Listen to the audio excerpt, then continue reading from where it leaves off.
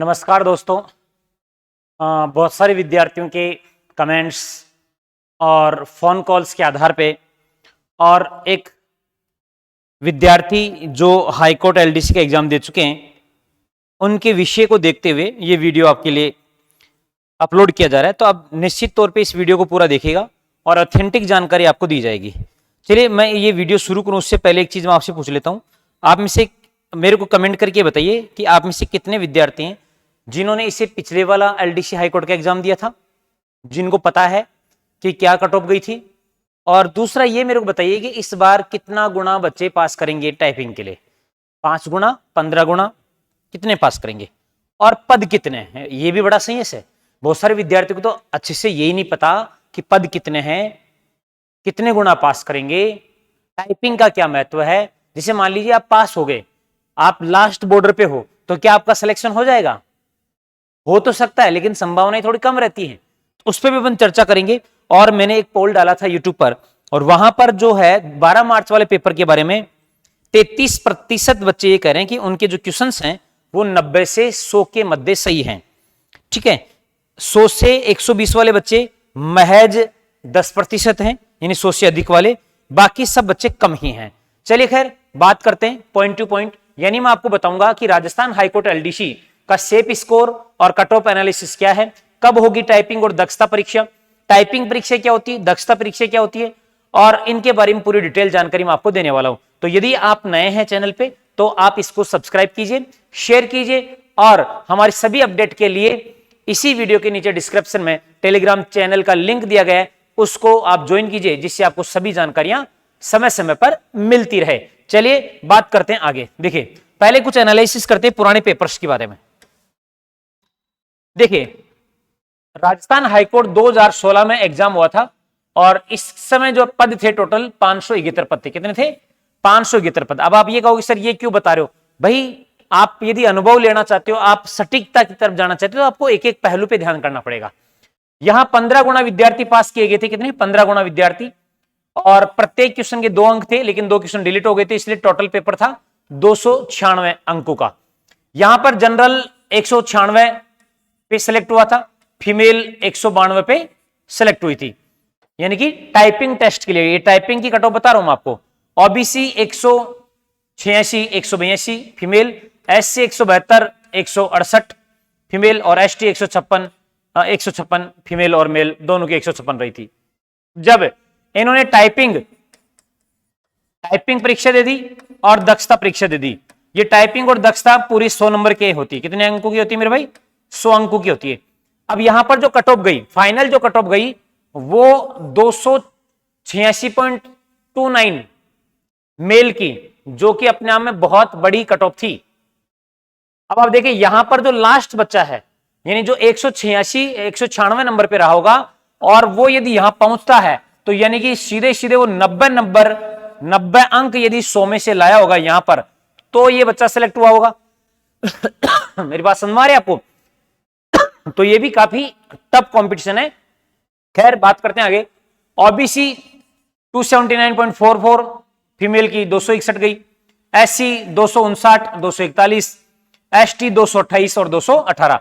ये जो cut off थी ये 2016 की रही थी, ये फाइनल कट ऑफ थी, ये 15 गुना विद्यार्थियों की कट ऑफ थी। फिर देखिए इससे आगे बात करें अपन, 2017 में राजस्थान हाईकोर्ट की वैकेंसी आई, जिसमें टीएसपी नॉन टीएसपी को अलग अलग कर दिया था। टीएसपी में भी अलग, टीएसपी वाले जैसे डूंगरपुर की अलग कट ऑफ गई थी, बांसवाड़ा की अलग गई थी, है ना, प्रतापगढ़ की अलग भी गई थी, उदयपुर में तो पद ही नहीं थे, तो इसलिए कोई ज्यादा था नहीं मामला। नॉन टीएसपी की जो कट ऑफ गई थी 200 अंकों का पेपर हुआ था। ये कितने अंकों का? 200, जिसमें हिंदी और इंग्लिश ही था, जीके इसमें नहीं रखा था इस समय। जनरल की 163 मेल फीमेल, ओबीसी 157 157, एससी 142 142 और एसटी 142 121 121, मेल फीमेल की बराबर यहां कट ऑफ गई थी। और दक्षता और टाइपिंग टेस्ट के बाद में यही कट ऑफ कहां पहुंच गई थी मेरे भाई? 259.5। अब देखिए 163 से 259 पे जा रहे हैं, कितने नंबर भाई? 100 अंकों की जो है टाइपिंग और दक्षता परीक्षा होती है। यहां पर भी यानी जो लास्ट वाला जो बच्चा है, जो 163 जिसके नंबर आ रहे हैं, वो तो 100 में से 90 नंबर ला रहा होगा, तब जाके यहां पर पास हो रहा होगा मेरे भाई। ठीक है ना? तो ये फाइनल कट ऑफ रही। ओबीसी 255, फीमेल की 252, एसटी 222 और 222, 241 और 241। इस प्रकार से लगभग ये कट ऑफ मैं आपको बता रहा हूं।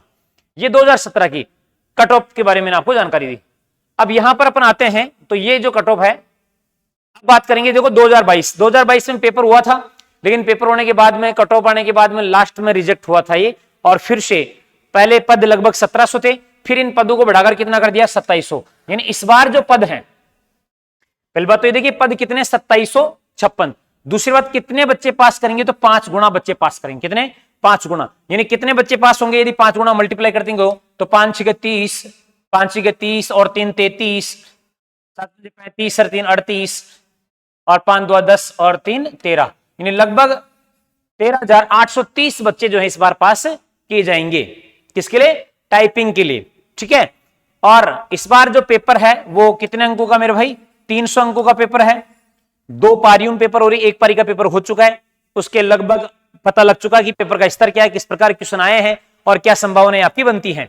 तो 300 अंकों में से क्या आपकी संभावित कट ऑफ रहेगी वो तो अपन आगे बात करते हैं, लेकिन उससे पहले मैं आपको बता देता हूं टाइपिंग। देखो अब संभावित कट ऑफ का मतलब यही है कि पेपर बहुत ज्यादा हार्ड नहीं था, बहुत ज्यादा आसान भी नहीं था।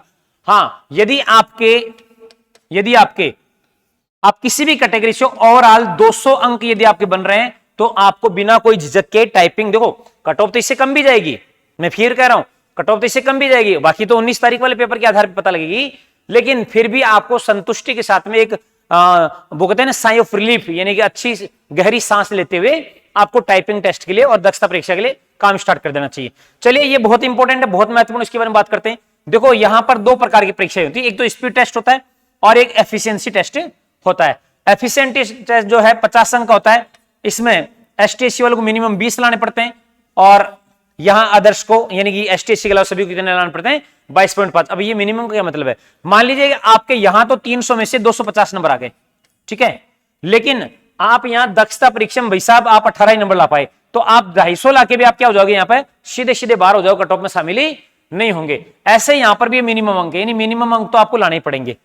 अब देखो ये जो एफिशिएंसी टेस्ट होता है बहुत आसान होता है, कोई ज्यादा रामायण नहीं होती, इसमें पैराग्राफ दिए जाते हैं अलग अलग, उनको मैनेज करना होता है, उनको एडजस्ट करना होता है, और बाकी आगे वीडियो में इसकी पूरी जानकारी आपको देने वाला हूं।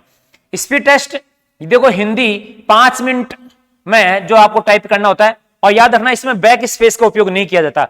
तो आप जैसे आप स्टार्ट करो अपनी टाइपिंग तो उसमें बैक स्पेस आप ना यूज करें अभी से पहले दिन से, भले ही कितना शुद्ध हो कितने अशुद्ध हो कैसे टाइप करो, लेकिन पहले दिन से आप ये अपने माइंड बैठा लीजिए कि मेरे को बैक स्पेस काम में नहीं लेना है, और जो गलतियां हो रही उनको दूर करते हुए जाना है। तैयारी कैसे करनी, कैसे ये आपको लेना, इसकी बात बताऊंगा आगे।